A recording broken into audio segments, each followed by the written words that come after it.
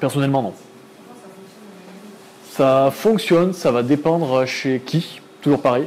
Moi, vous mettez de la SMR, ça me rend fou. Voilà. La SMR, en fait, c'est la stimulation du méridien par des sons. Donc, en gros, c'est vous mettez un casque sur les oreilles et vous écoutez un son qui s'appelle binaural. Et en gros, c'est par exemple quelqu'un qui va gratter un micro ou qui va frotter un sac en plastique. Ça crée des sons à très bas niveau, des sons très fins. Et en fait, c'est un petit peu comme quand vous écoutez une musique que vous aimez beaucoup, ça peut provoquer des frissons, ça va provoquer une espèce de je pourrais pas le définir parce que c'est pas un truc que j'ai vécu, mais je sais que chez certaines personnes, ça les. Pour certaines personnes, c'est super agréable en fait. Ces sons sont super agréables et ça leur permet justement de déconnecter. Bah, c'est tout.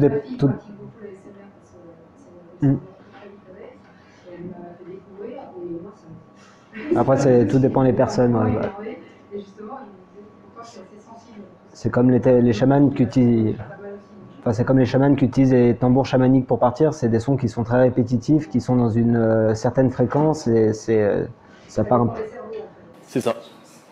En fait, il y a beaucoup de choses qui rentrent en compte. Déjà, il y a les croyances, il peut y avoir des peurs, il peut y avoir plein de... Il y a la sous-couche et la surcouche. C'est ça. En fait, on revient sur ces questions de couche. Effectivement, c'est comme il disait. Par exemple, si vous prenez les tambours chamaniques, on sait que la résonance, la fréquence des ondes des tambours se synchronise en fait sur les ondes du cerveau. C'est pour ça que ça crée des espèces de choses bizarres. Mais il y a des personnes. Donc, il y a eu un TED il y a quelques temps où une personne... Une journaliste, ancienne journaliste, qui était partie faire un reportage, et en fait, juste le fait d'entendre 3 fois le tambour, elle est partie dans une transe, mais un truc vraiment barré, alors que les gens d'à côté, ils attendaient, ils regardaient, quoi, et ça leur faisait rien. Donc ça dépend comment on est connecté, entre guillemets.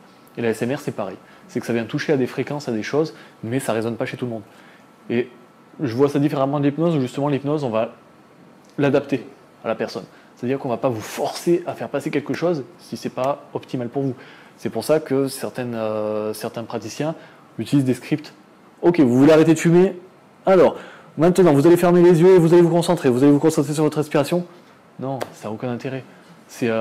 Voilà, il faut que la personne, elle soit vraiment... il faut qu'on soit avec la personne. Et surtout, rendez-vous compte, ne serait-ce que pour exemple, pour arrêter de fumer, c'est votre travail. C'est vous qui avez envie d'arrêter de fumer. Donc, il faut que ça vienne de vous quelque part.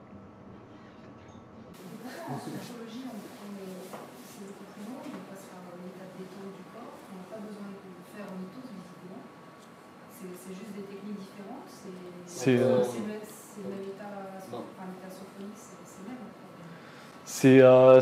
C'est la même chose, mais c'est différent. Voilà, c'est ça. En fait, c'est surtout ce qu'on en fait. En fait, la sophro, c'est la petite sœur de l'hypnose. En fait, la grosse différence, c'est qu'on ne va pas utiliser l'inconscient. C'est vrai que là, on a passé très peu sur l'inconscient, on vous en a parlé, mais c'est vrai qu'on ne va pas l'utiliser de la manière dont on l'utilise en hypnose. C'est vrai que souvent, quand on voit la sophro, ça reste pas léger. Ça va dépendre, c'est pareil, il y a des personnes, la sophro, ça va beaucoup leur parler, et l'hypnose beaucoup moins. Et d'autres personnes, inversement. Ça va dépendre de votre feeling par rapport à tout ça. De la même manière qu'aujourd'hui, par exemple, on sait que l'acupuncture, ça fonctionne très bien. Mais il y a certaines personnes qui vont dire, moi, ça m'a rien fait. Et l'hypnose, ça a fonctionné. Et inversement, ça va encore dépendre des personnes. Mais effectivement, c'est lié très fortement. Comme la PNL. Hein. La PNL, ça vient des techniques ericksoniennes.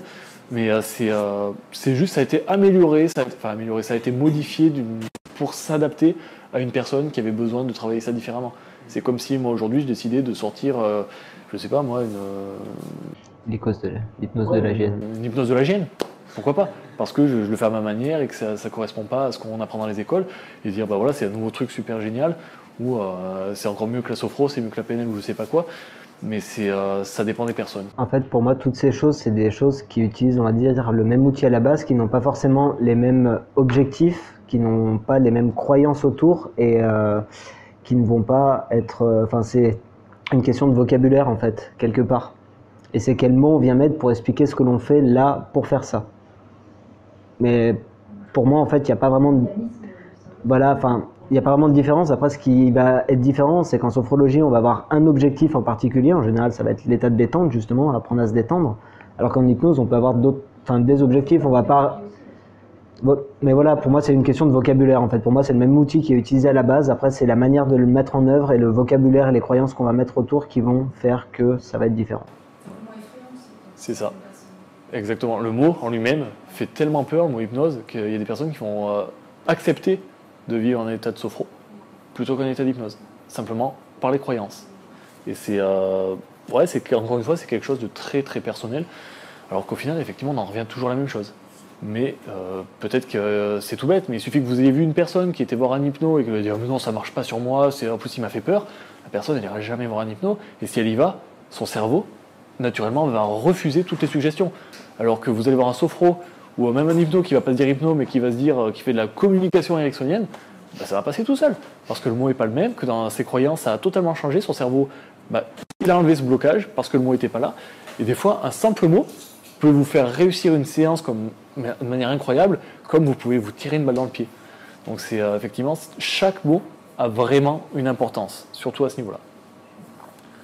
Vous avez mentionné l'autisme en disant qu'il y avait peut-être des focalisations ou des associations originales par rapport à ce que font les cerveaux classiquement. Donc ok, très bien, je pense. Est-ce que le mécanisme inverse marche? Est-ce que chez un autiste, on arrive à refaire un fonctionnement Alors, à savoir si on parle du coup de Daniel Tamé, il y a des pistes qui sont étudiées sur sa partie où ça serait aussi peut-être dû à une crise d'épilepsie qu'il a eue pendant sa jeunesse, qui aurait détruit une zone de son cerveau et qui aurait forcé son cerveau à s'organiser autrement. Du coup, il y a des pistes, sur l'autisme, pareil, je ne pourrais pas citer de trucs, je sais qu'il y a des pistes qui sont étudiées pour déjà recréer ce que vivent certains autistes au niveau des synesthésies ou des choses comme ça, et à l'inverse, essayer, mais en général, c'est très social et c'est sur le fonctionnement du cerveau, donc on pourrait imaginer qu'on peut jouer sur la plasticité du cerveau, par exemple, pour réapprendre à quelqu'un à... Sur le principe, ça devrait marcher pas. Sur le principe, ça peut marcher. Quand on a un fonctionnement d'autisme, je pense que le truc a été assez fort et que c'est difficile d'en sortir, mais sur le principe, ça devrait être Mais c'est pareil. Bon, sans doute, c'est pareil, sur le principe, ça devrait être possible d'arriver à refaire un fonctionnement différent et moins focalisé. Différent, mais peut-être pas le même. Oui, voilà, c'est effectivement, surtout qu'il y a un spectre de l'autisme qui est aussi assez énorme. Modifier ce fonctionnement, ça devrait être... En fait, il faut savoir que de toute façon, le cerveau, il s'adapte. Une personne qui a la zone de la mémoire qui grille, la mémoire, elle va aller se mettre ailleurs, dans une autre zone qui n'est pas utilisée. Donc on se dit, pourquoi pas une zone effectivement défectueuse, que ce soit dans l'autisme ou autre, pourrait pas aller se mettre ailleurs. Après, il y a un fonctionnement effectivement qui peut être un peu différent, pas forcément lié à une zone, mais à plein de choses différentes. Mais encore une fois, tout, dans la théorie, tout pourrait être quasiment possible, mais aujourd'hui, on n'a pas les études claires, donc là-dessus, on ne se prononcera pas, mais dans un monde parfait, pourquoi pas. Juste une chose, c'est tellement riche comme échange que j'ai peur que je n'aurai pas le temps de dormir avant d'aller au boulot. Je propose d'interrompre. Il n'y a pas de souci. Parce qu'il y a des gens qui doivent partir, le restaurateur qui doit servir. Ça n'empêche pas de continuer à échanger. Mais en tout cas, bravo, c'était vraiment très très riche. Merci.